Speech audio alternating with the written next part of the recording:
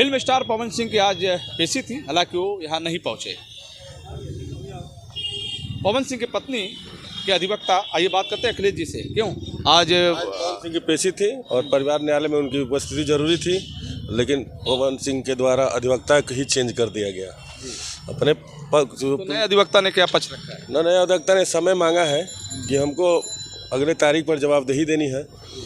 उनको हर्जे पर स्वीकार किया गया है और 13/3 डेट पड़ा है। उस दिन पवन सिंह आएंगे और अपनी बातों को पत्नी के साथ जो भी होगी बात करेंगे, तभी कुछ मामले का निस्तारण निकलेगा।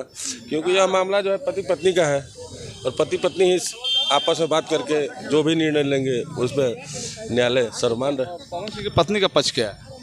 पवन सिंह की पत्नी का पक्ष पवन सिंह ने बात करेंगे तो जानेंगे। अभी कहने का मतलब है कि मुकदमे को निस्तारण करना है ना, तो उनके द्वारा वकील चेंज कर और लिंगर किया जा रहा है मुकदमे को। बार बार वकील चेंज